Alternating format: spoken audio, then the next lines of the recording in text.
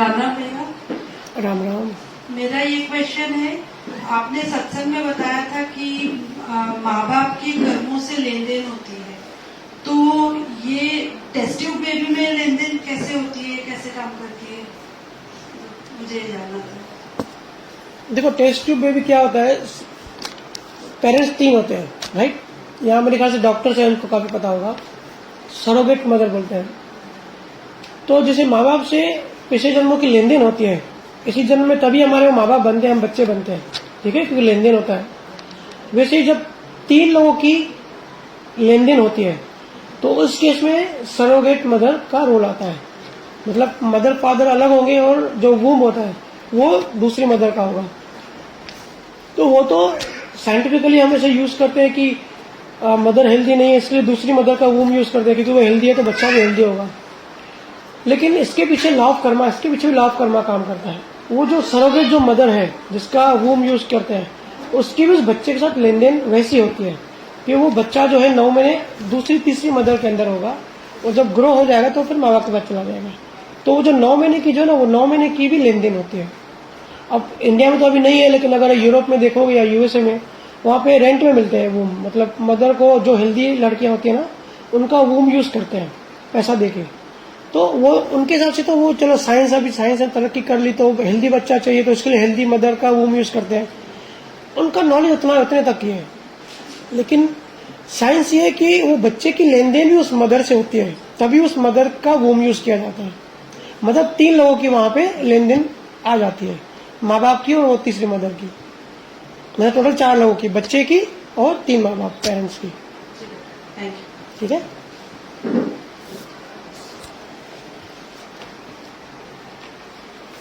भैया, श्रद्धा रखनी चाहिए कि नहीं किसी के लिए, भगवान के लिए?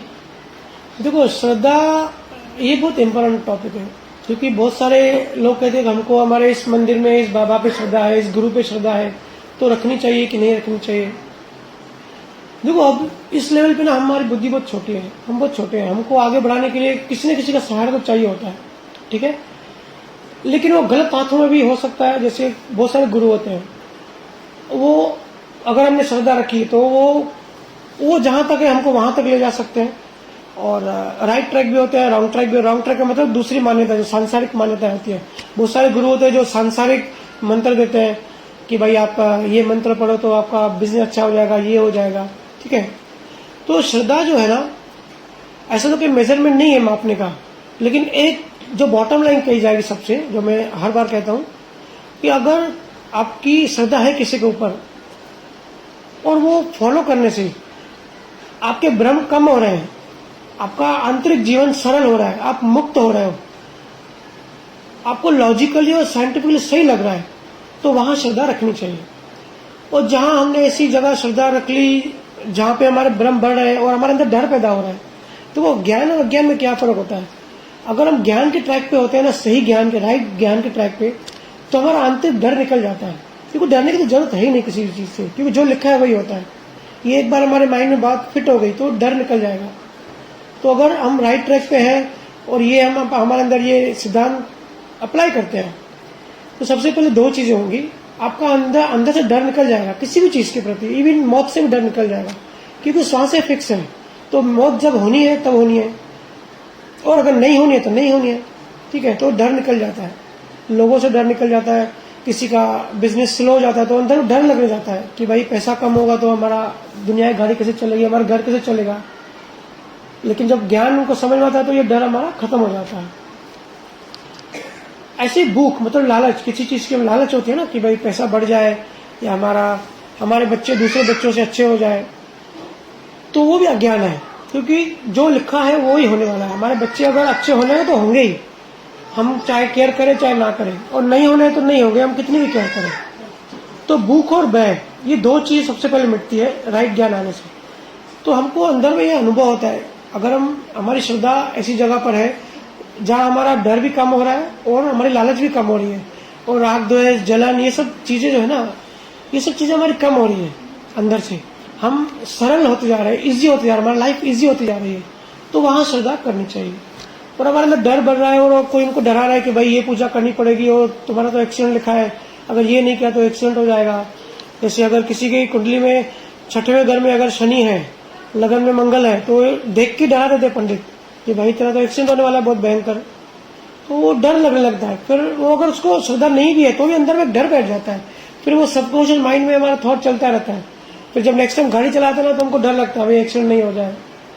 तो जहां हमारा डर बढ़े तो वहां श्रद्धा नहीं रखनी चाहिए, क्योंकि ज्ञान विज्ञान स्पिरिचुअल साइंस समझने से हमारी लाइफ इजी होती है, आंतरिक लाइफ बंधन मुक्त होती है और हम सहज होते जाते हैं। एक्सेप्टेंस की जो हमारी एटीट्यूड है, जो हमारा एक्सेप्टेंस का जो नेचर है वो बढ़ते जाता है। अभी जैसे रीना ने बताया, तो इसमें मैं एक चीज देखता हूँ बहुत अच्छी, मेरी बहन है इसलिए नहीं कर रहा हूँ क्योंकि मैं इसको ऑब्जर्व किया, आज तक इसको भी नहीं बताया, अभी बात निकली तो बता रहा हूँ कि इसका जो एक्सेप्टेंस जो है ना वो बहुत बढ़ गया है। किसी भी चीज को एक्सेप्ट कर लेती है। बड़े से बड़ा प्रॉब्लम आया, दुख आया या कुछ भी हो गया तो ये अंदर में एक्सेप्ट कर लेती है चीजों को। तो वो बहुत जरूरी है हमारा, हम सबकी लाइफ में।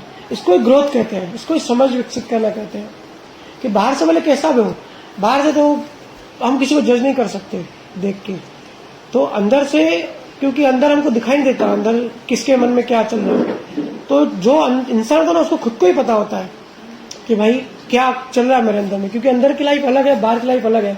हम दिखने में एक इंसान है लेकिन हमारे अंदर अलग लाइफ चलती है, हमारे बाहर दूसरी लाइफ चलती है।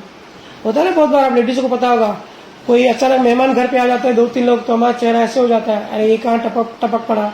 अंदर में ऐसे होता है लेकिन दरवाजा खोल के वेलकम करते हैं, आइए आइए, बहुत आपकी सिक्का लगी थी। ये एक्सपीरियंस है सबको। तो अंदर में हम अलग होते हैं, बाहर अलग होते हैं। बाहर देख के हमको अंदर का पता नहीं पड़ता बहुत बार। तो दो ये अलग अलग लाइफ हैं। तो इसके लिए जैसे जैसे हम ज्ञान समझने लगते हैं ना, हमारी आंतरिक लाइफ ग्रो होती है, हम चीजों को एक्सेप्ट करने लगते हैं। और मैं बता दूं, बार बार बता दूं, किसी भी संशय या भ्रम में मत पड़ना कि कुछ करने से कुछ चेंज हो जाएगा। सिर्फ कर्म खत्म हुआ तो ऑटोमेटिक चेंज हो जाएगा। हाँ, ज्ञान से और अपनी समझ से, अपनी स्पिरिचुअल डेवलपमेंट से, मेडिटेशन से, अच्छी चीजों से आपके अंदर में जो समझ बढ़ेगी वो आपको आगे काम आएगी। लेकिन बाहर आगे ऐसा कोई अगर मान्यता कर ले कि ये दुख हमारा खत्म हो जाएगा और हमारा ये बाहर का जो हमारा जोश है, गुस्सा है, वो खत्म हो जाएगा, ऐसी उम्मीदें किसी से भी नहीं करें, इसकी कोशिश भी नहीं करें। क्योंकि प्रकृति है, हमारा जो शरीर है ना, ये हमारी प्रकृति है, ये हम बाय नेचर लाए हैं।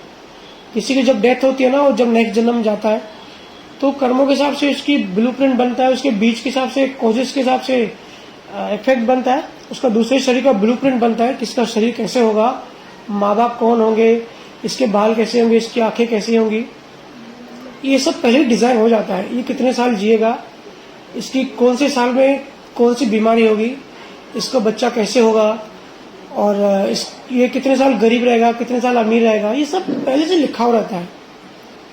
ये बेसिक चीजें आप अपने मन में डाल दो तो ये टूल्स आपको डे टू डे लाइफ में काम आएंगे। तो बाहर जो है ना, सिर्फ वो फिर आपकी जो चल रहा है अंदर में एक्सेप्ट करोगे तो अंदर में मन आपका शांत रहेगा। ठीक है।